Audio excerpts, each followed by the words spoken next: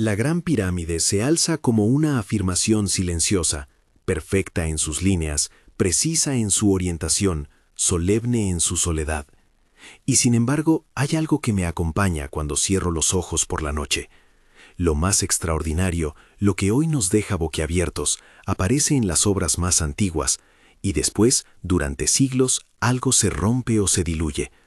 ¿Fueron realmente construidas las pirámides por los egipcios, tal como solemos decir, o fueron más bien guardianes de un saber que ya existía cuando ellos tomaron el relevo? Si esta pregunta resuena contigo, quédate. Te invito a suscribirte y acompañarme en esta historia nocturna. No prometo respuestas definitivas, solo pasos lentos sobre la arena de la evidencia. Empecemos escuchando a la piedra. Piedra y técnica, la voz silenciosa de las rocas. Cuando uno se acerca a las bases de la Gran Pirámide, la primera sensación no es la de su altura, sino la de la precisión del contacto entre bloques. Imaginen una sola piedra, encajada con la finura de una hoja de afeitar. Juntas, forman superficies que parecen cepilladas. En ciertos puntos, los acoplamientos muestran tolerancias que, según mediciones divulgadas, rozan el milímetro, y en casos citados, incluso la mitad de él. No es la tosquedad de la mampostería arcaica, es el pulido deliberado, la búsqueda de una planitud que hoy asociaríamos más con un taller de precisión que con un cantero de hace milenios. Los bloques de relleno y los sillares de recubrimiento que compusieron esas fachadas lisas son de tamaños que sorprenden, decenas de toneladas por pieza. Hay bloques de 50, 60 e incluso 70 toneladas. En algunos reportes se mencionan bloques cuyo peso desafía la imaginación, colocados y alineados con una sistematicidad que sugiere no solo fuerza, sino pericia técnica sostenida. Más allá del mero traslado está el trabajo de las superficies de granito y diorita, pulidas hasta obtener brillos que reflejan la luz del sol, y en algunos nichos, encajes tan finos que la sombra de la unión se vuelve casi imperceptible. Todo esto plantea una primera tensión. Las herramientas ordinarias atribuidas a la época, cinceles de cobre, cuñas de madera, abrasivos como arena y piedra, permiten cierto grado de tallado y pulido. Pero trabajar materiales extremadamente duros como el granito con implementos de metal blando implica técnicas repetitivas y controladas. ¿Cómo se obtuvo esa exactitud en piezas de gran volumen? ¿Qué procesos de medición, de nivelación y de verificación se emplearon para que a escala monumental las desviaciones se mantuvieran tan pequeñas? No pretendo afirmar que no existieran métodos ingeniosos. La arqueología ha mostrado que los egipcios eran maestros de la logística, canales, rampas temporales, sistemas de organización del trabajo. Pero aquí hay otra nota. La calidad máxima, la perfección aparente de ciertas cámaras y de la geometría de la Gran Pirámide, no se encuentra como una progresión lógica hacia lo más complejo. Está, paradójicamente, en lo temprano. Más adelante veremos por qué esa inversión temporal inquieta a investigadores de diversas ramas. Piensen en un sarcófago interior tallado en un bloque de granito, con superficies tan lisas que la mano se desliza sin fricción. Piensen en pasadizos, cuya orientación sugiere un conocimiento preciso del norte verdadero. Piensen también en la idea de que no siempre la pieza más grande es la más complicada. A veces lo realmente difícil es reproducir, una y otra vez, un nivel de exactitud que hace que la estructura funcione como un mecanismo sin desajustes. El enigma de las herramientas y las marcas de trabajo no se resuelve solo con especulaciones sobre fuerza bruta. Las huellas en la piedra hablan de un oficio avanzado, de pasos técnicos que incluyen selección de material, preparación de superficies, ajustes finos y muy probablemente una transmisión práctica de saberes difíciles de escribir. Saberes que se aprenden con la mano, con la repetición y el ojo entrenado. Registros escritos y su silencio. Lo que no se encuentra. Si uno piensa que culturas complejas necesariamente dejan manuales, se topa con un silencio que pesa. El antiguo Egipto es, en términos de documentación, extraordinariamente rico. Papiros administrativos, cuentas, listas, inventarios, cartas, rituales, himnos. Tenemos un conocimiento notable de cómo se organizaba la economía, quiénes eran los funcionarios, cuánto cobraban los obreros, cuántas barcazas movieron piedra hacia la costa. Es un registro que revela una sociedad capaz de anotar tareas y transacciones con gran detalle. Entre esos textos hay un documento que ha adquirido notoriedad por su cotidianeidad, el Diario de Merer. Es la crónica de un supervisor que registra viajes por el río, el transporte de bloques, el calado de barcazas, la mano de obra. Allí vemos la logística material, la red de personas, los tiempos, la geografía del transporte. Muchas piezas del rompecabezas logísticos están anotadas en esos papiros. Sin embargo, si buscamos algo que explique el cómo de la arquitectura, un tratado de geometría aplicada a la mampostería, una guía de ensamblaje, un manual de levantamiento de cámaras, el silencio es notable. No encontramos en los papeles que llegaron hasta nosotros la descripción técnica que nos explique paso a paso la obtención de esas tolerancias o el método exacto para nivelar una base con la precisión que observamos. Esto no significa que no se hayan transmitido conocimientos. La transmisión oral y el aprendizaje en talleres podrían explicar la ausencia de manuales. Muchas tradiciones artesanales se sostienen en formas de enseñanza que no se escriben. El aprendiz observa, repite, corrige con la supervisión del maestro. Pero el contraste persiste. Una administración minuciosa que registra hasta el último barril de cerveza y al mismo tiempo una falta de textos explícitos sobre la técnica que produjo algunas de las estructuras más precisas del mundo antiguo. Ese contraste alimenta la hipótesis de custodios, gentes que administraron y ejecutaron trabajos con un saber heredado, y abre la posibilidad de que el conocimiento técnico estuviera parcialmente fuera del circuito documental que nos ha llegado. Hay, además, testimonios que hablan más de restauración que de creación. En épocas posteriores, sacerdotes y restauradores dejaron relatos sobre reparaciones, restauraciones y culto alrededor de monumentos ya existentes. La memoria escrita de la sociedad parece en ciertos momentos ocuparse más de mantener lo que encontraron que de reivindicar a quienes lo hicieron por primera vez. Personajes como Heródoto, en una lectura distante y filtrada, recopilan tradiciones que ya reconocen antigüedad en esos monumentos. No es un silencio total, sino un silencio que se inclina hacia la custodia. Geología y clima, señales en la roca y el pulso del tiempo. Si la piedra tiene memoria, parte de su testimonio está escrito en erosiones, en estratos, en superficies lavadas por la acción del agua. Frente a la Esfinge y sus plataformas, se ha señalado desde hace décadas la existencia de patrones de erosión que algunos geólogos interpretan como fruto de precipitaciones intensas, no meramente de la abrasión por arena y viento. Esta observación encaja con otra pieza del rompecabezas, períodos climáticos más húmedos en el desierto que hoy conocemos como aridez implacable. La idea general es la siguiente. Hubo épocas, durante el Holoceno, en las que el Sahara y regiones adyacentes presentaban mayor humedad y cubrirían el terreno con lluvias y escorrentías que generan marcas de erosión muy diferentes a las producidas por el desgaste eólico. A este conjunto de condiciones se le ha dado el nombre de African Humid Period. Es una categoría que ayuda a entender por qué ciertos rasgos en la roca parecen hablar de agua. Si el lecho rocoso de Giza estuvo expuesto y sometido a erosión por lluvia antes de las grandes obras que hoy atribuimos a la dinastía IV, entonces es plausible que parte de la topografía y, sobre todo, cierta preparación del terreno hayan ocurrido en un contexto climático distinto. En otras palabras, el paisaje que sirvió de base a las grandes construcciones no siempre fue idéntico al paisaje actual. Puede haber huellas de manipulaciones previas, de canteras antiguas, de superficies trabajadas en condiciones ambientales que hoy nos resultan improbables. Eso abre la posibilidad de que, antes de que un faraón gobernara y encargara la gran construcción, ya existieran plataformas, lechos y tal vez estructuras que facilitaron obras posteriores. A esta lectura geológica se suman investigaciones con herramientas modernas.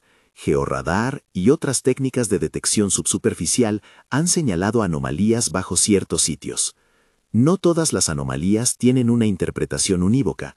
Muchas podrían ser cavidades naturales, antiguas canteras o estructuras humanas. El punto importante no es suponer un escenario único, sino reconocer que la geología del lugar y su historia climática añaden capas de complejidad al relato. La roca no es un lienzo inerte, es un archivo, donde la lluvia, la escorrentía, la sedimentación y el trabajo humano dejan trazas superpuestas. En torno a la Esfinge precisamente, algunos científicos han propuesto que su cara y su cuerpo pudieron verse afectados por episodios de humedad intensos mucho antes de la cronología tradicional de los reinos que la custodiaron. Otros han matizado o cuestionado esas interpretaciones. Aquí otra vez impera la cautela. Cuando la evidencia geológica apunta en cierta dirección, sugiere preguntas nuevas sobre la antigüedad relativa de ciertos trabajos en la llanura de Giza y sobre quién y en qué clima pudo iniciarlos. Piensen en la imagen, un artesano o un grupo de artesanos trabajando sobre un lecho que ya muestra depresiones, canales y superficies labradas por el agua. Piensen en la posibilidad de que la elección de un lugar para erigir una pirámide no fuera simplemente por la proximidad a la cantera, sino porque el terreno ya ofrecía formas útiles, porque la geometría del paisaje facilitaba la organización o porque ciertas marcas en la roca actuaban como guías. Si aceptamos esta posibilidad, la autoría se vuelve menos binaria. No es solo quién colocó el último bloque, sino quién modeló el terreno, quién dejó esta impronta previa que sería aprovechada. Marcas de tiempo y la idea de reparación.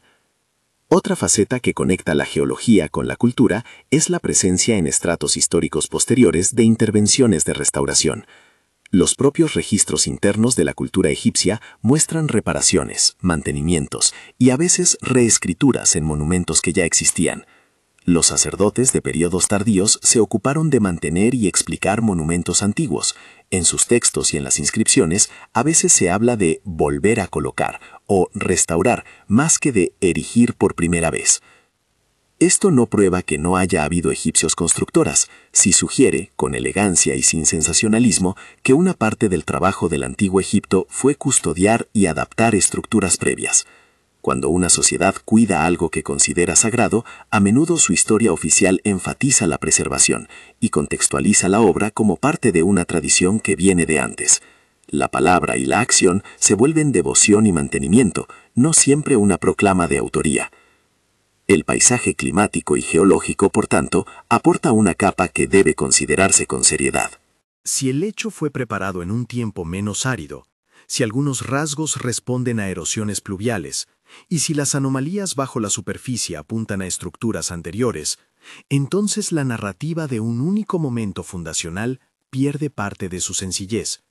La historia se vuelve palimpsesto, escrituras superpuestas, trabajos sobre trabajos, una sucesión de manos que usaron lo que encontraron. Miniganchos.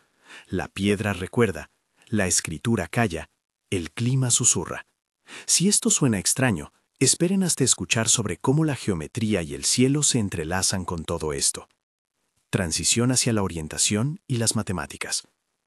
Si hemos recorrido la precisión en la piedra, el silencio de los papiros y las voces del clima, nos enfrentamos ahora a otro registro, el que mira hacia arriba. La Gran Pirámide no es solo un objeto en la Tierra, es también un dispositivo que dialoga con el cielo.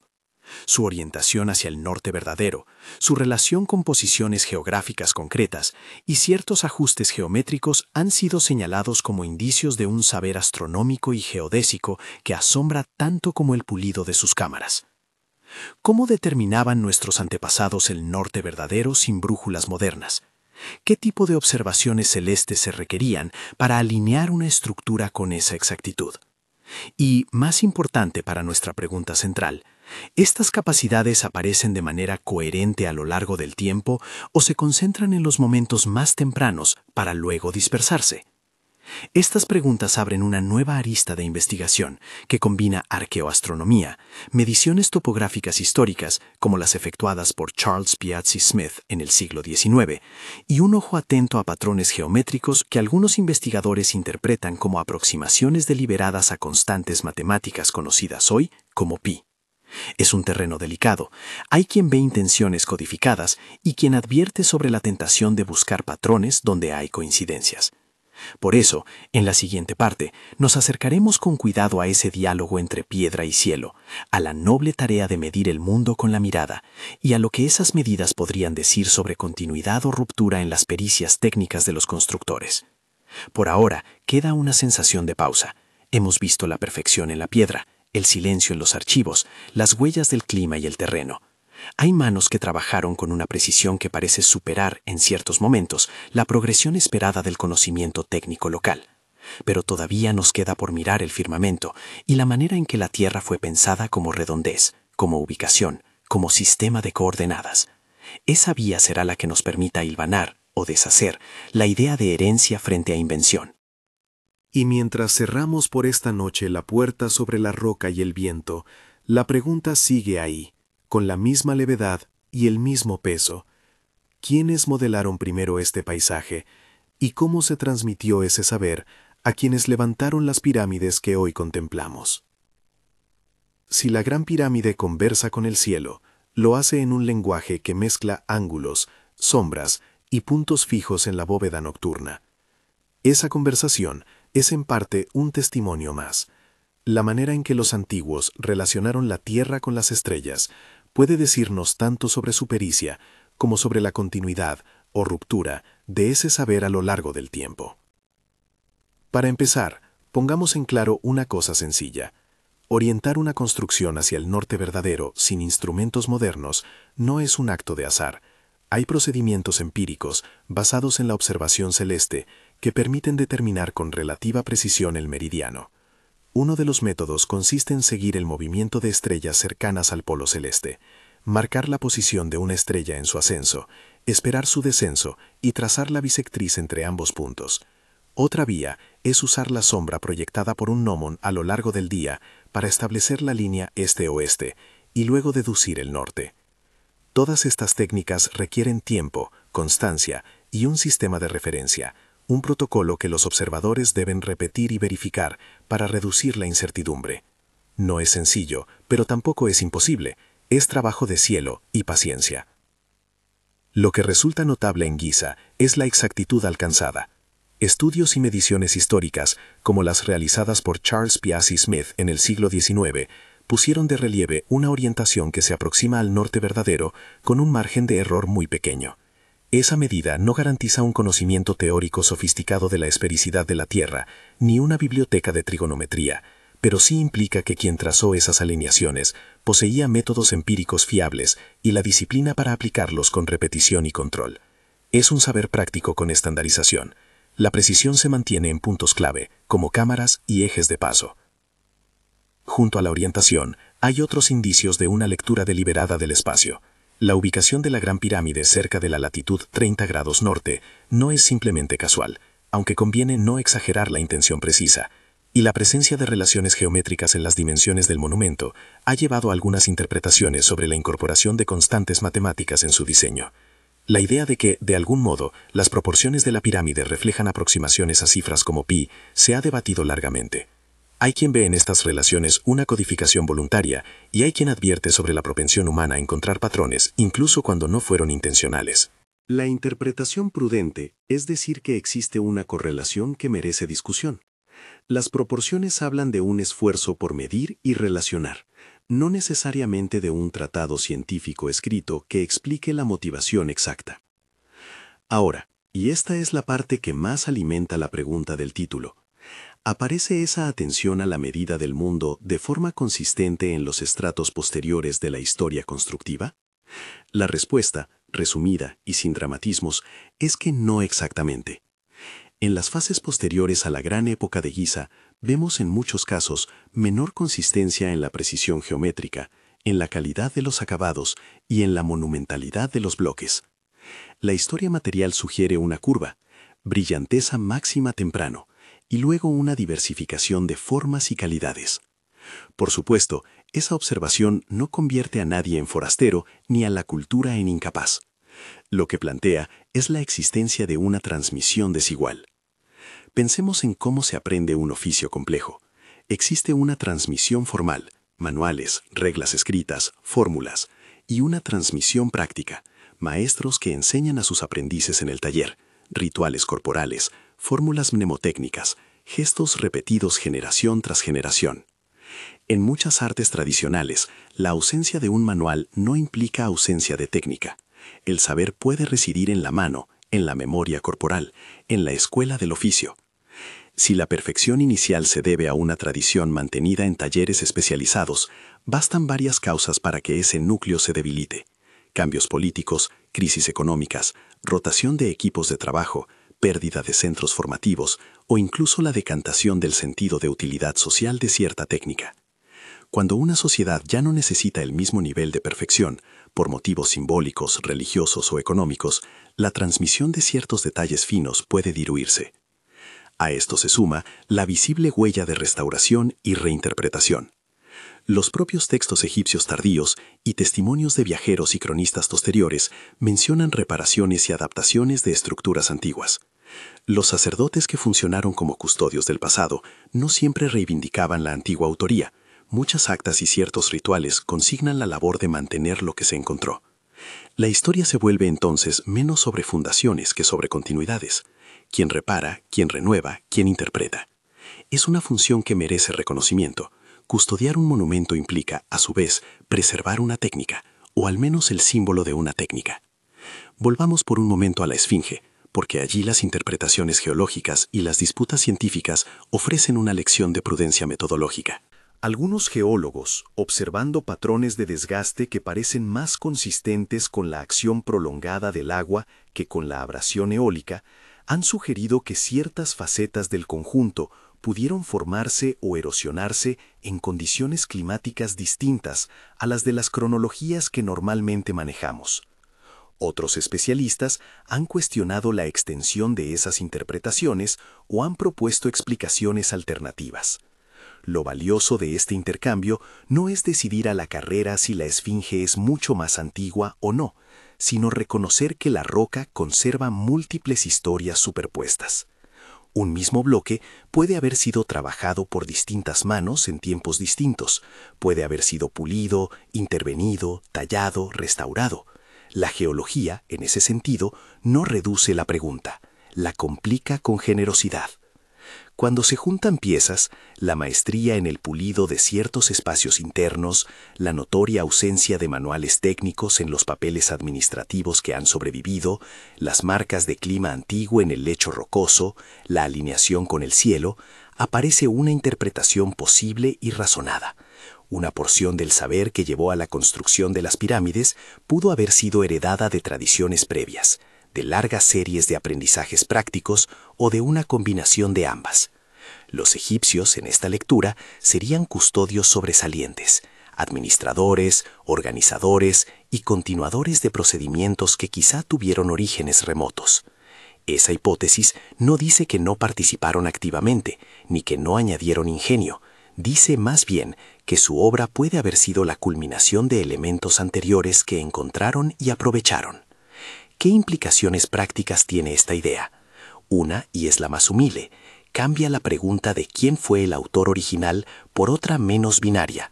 ¿Qué partes de la obra son producto de un acervo acumulado y qué rasgos responden a invenciones o adaptaciones puntualizadas en un período? Otra implicación es cultural.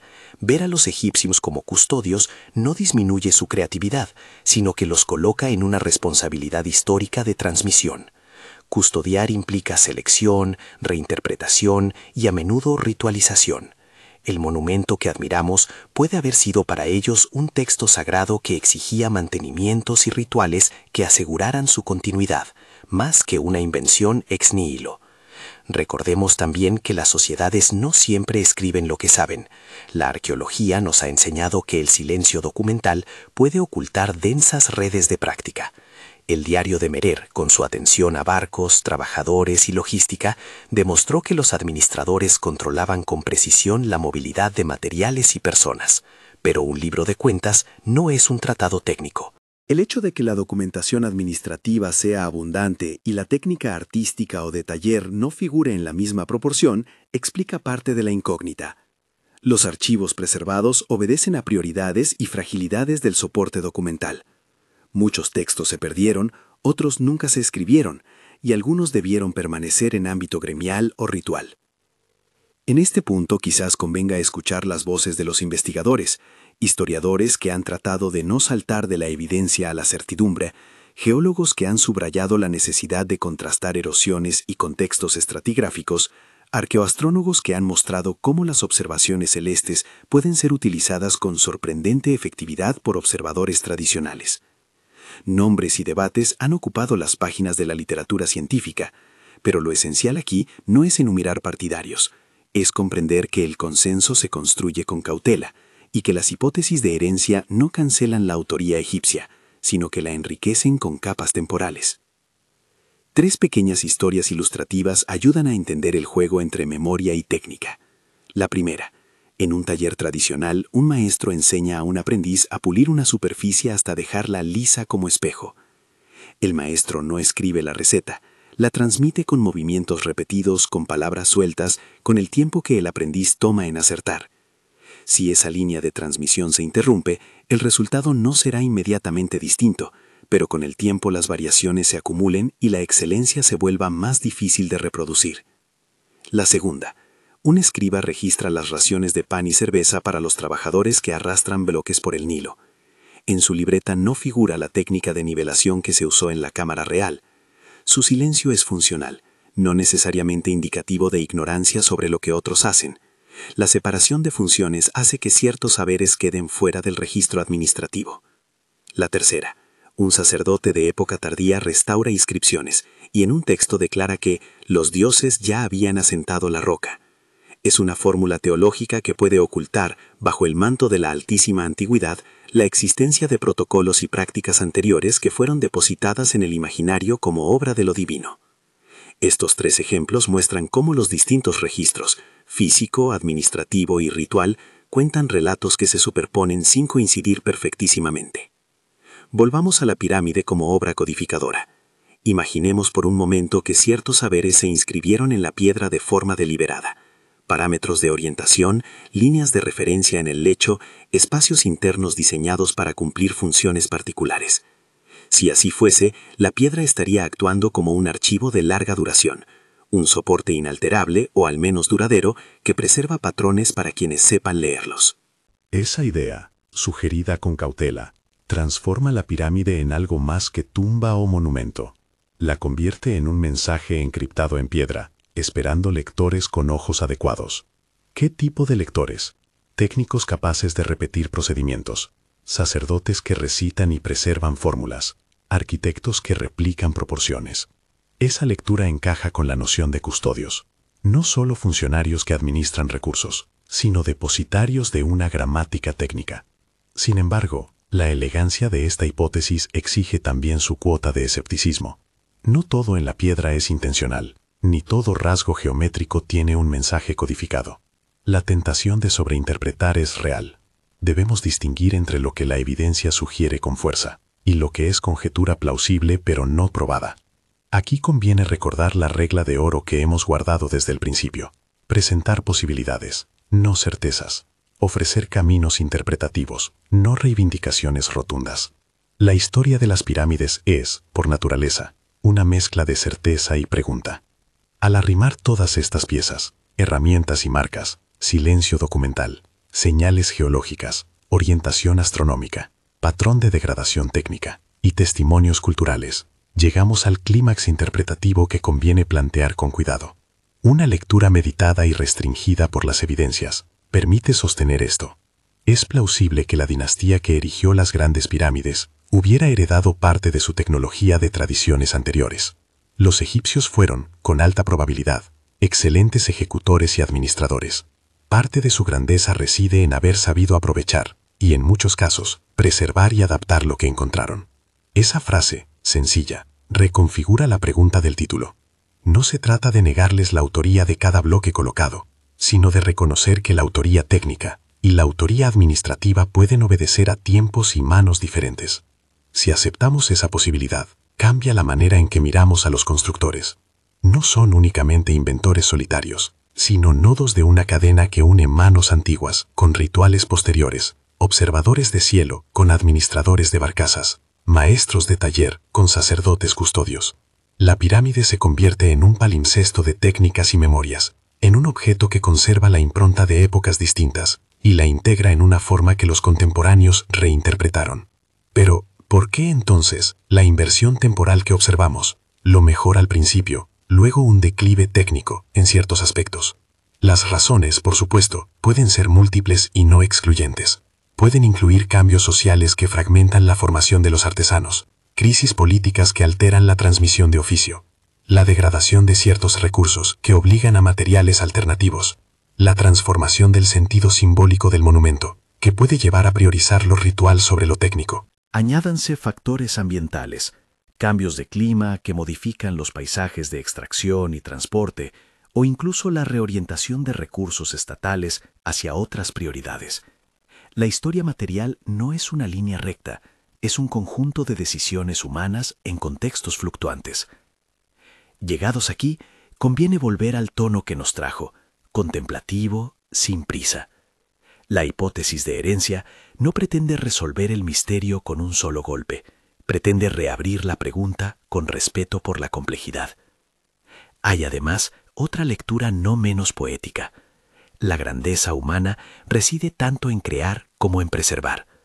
Custodiar un monumento durante generaciones, arreglar sus fisuras, restituir su consagración ritual, transmitir su función simbólica, también es una tarea extraordinariamente creativa.